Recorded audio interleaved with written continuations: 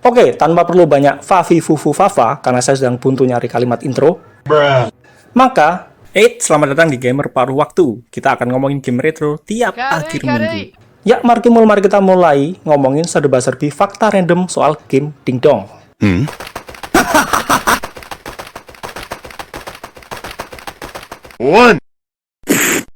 Game buatan Capcom ini sering disebut sebagai game Mustapa, meskipun sebenarnya memiliki judul asli Cadillac and Dinosaurs. Terlebih lagi, Mustapa bukanlah karakter utama dalam cerita game Cadillac and Dinosaurs ini, ataupun dari sumber aslinya, yaitu komik Xenoid Tales.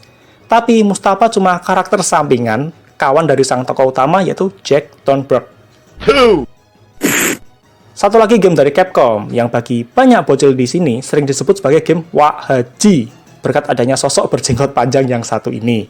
Ya, padahal kita tahu bahwa game Tenji Wokurau atau Warrior of Fate ini mengambil latar cerita China dari novel Romance of Three Kingdom. Dan kita juga tahu sosok berjenggot yang bernama Guan Yu ini dalam sejarahnya tak pernah disebutkan sebagai seorang haji.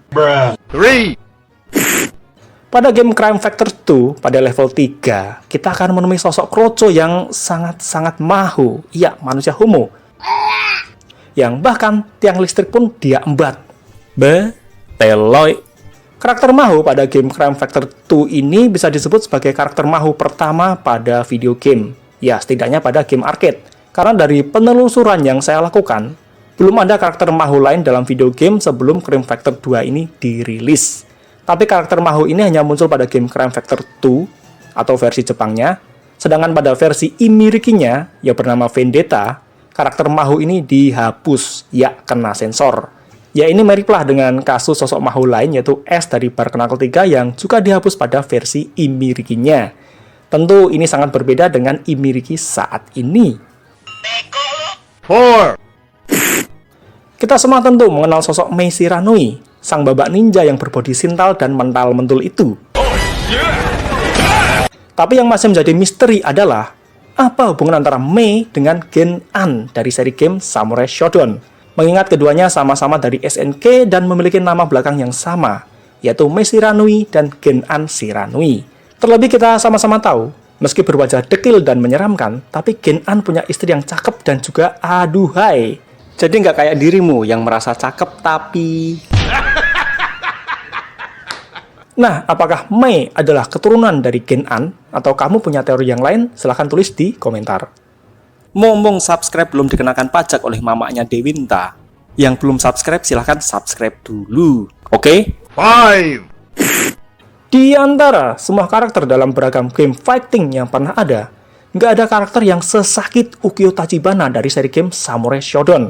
Hal ini bukan karena jurusnya yang dahsyat dan mematikan, tapi karena diceritakan si Ukyo ini menderita TBC, tuberkulosis. Maka nggak heran kita sering menemukan pose Ukyo batuk darah. Bahkan pada Samurai Shodown 3, setelah selesai melakukan jurus sapuan apinya, si Ukyo akan batuk sesaat. Dan paling menyakitkan tentu pose kemenangan Ukyo yang mana dia batuk darah lalu berlutut lemas setelahnya. Pada game World Heroes, semua karakter yang ada dibuat berdasarkan referensi dari tokoh-tokoh nyata dalam sejarah. Dan kita pun bisa dengan mudah mengenali siapa saja tokoh yang dijadikan referensi desain karakternya. Karena memang secara desain ataupun nama cukup mewakili siapa sosok nyata yang dijadikan referensi. Kecuali mungkin sosok yang satu ini, yaitu Broken. Di mana Broken ini ternyata dibuat berdasarkan referensi dari sosok Adolf Hitler. Tapi EDK terpaksa memberi tampilan desain karakter yang jauh berbeda demi menghindari kontroversi. Di mana hal yang mirip juga pernah dilakukan pada game Bionic Commando atau yang berjudul lain Top Secret dari Capcom. Pesan titipan sponsor, kalau kamu nyari gamepad yang hemat, praktis, bisa untuk PC, Android, dan juga PS4, bisa cek di deskripsi video. Saya pakai dari 2021, masih awet sampai sekarang. 7. Pada intro game Street Fighter 2 World Warrior atau yang versi pertama, kita akan melihat dua petarung sedang beraksi, yang mana satu petarung berkulit putih yang memukul petarung berkulit hitam sampai terhuyung-huyung. Pada update versi Hyper Fighting, warna kulit petarung kulit hitamnya diganti menjadi lebih cerah. Hal ini dilakukan untuk menghindari kontroversi dan stigma rasisme. Tapi kalau beberapa game AAA terbaru yang terjadi adalah ada karakter kulit hitam yang menyerang warga lokal, tepatnya warga Asia, tepatnya lagi Jepang. Nah, apakah kalau yang game itu masih bisa disebut sebagai rasisme atau tidak? Gimana menurutmu? Hey! Hal menarik pada beberapa game arcade di era 90-an adalah adanya demo sebelum permainan dimulai, terutama pada game-game arcade buatan SNK. Hal ini memang tampak sepele, tapi sangat membantu di awal mengenal gamenya, karena pada demo game sering memperkenalkan mekanik-mekanik dasar yang bermanfaat, terutama pada game fighting SNK yang kadang memiliki perubahan atau mekanik berbeda pada seri terbarunya. Misalnya pada seri game King of Fighter yang selalu rilis tiap tahun, dan tiap seri terbaru selalu memberikan mekanik atau fitur yang berbeda. 9! Game Zero Team dari Seibu Kaihatsu adalah game beat 'em up pertama buatan Seibu Kaihatsu, yang sebelumnya lebih dikenal akan game Raiden mereka. Menariknya, game Zero Team ini sempat masuk sebagai game yang hilang, lost title. Hal ini dikarenakan ada enkripsi unik yang ada pada board game Zero Team yang bahkan Seibu Kaihatsu sendiri nggak bisa membuka kode enkripsinya. Game Zero Team sendiri baru masuk status playable di emulator sekitar tahun 2016, meskipun file gamenya sudah tersedia sejak lama.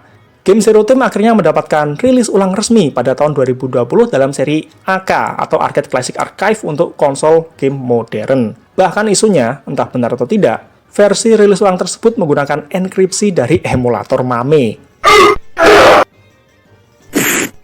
Pada game Street Fighter pertama yang dirilis pada tahun 1987, Capcom memperkenalkan mekanik baru yang nantinya bakal menjadi mekanik standar pada banyak banget game fighting. Jadi bukan cuma buatan Capcom. Mekanik jurus yang sering disebut sebagai motion input itu adalah Hadouken, Tatsumaki, dan Shoryuken. Kemudian pada Street Fighter 2, Capcom memperkenalkan mekanik typing dan charging, baik charging bawah ataupun charging belakang. Dengan karakter Guile sering disebut sebagai karakter charging pertama dalam sejarah game fighting.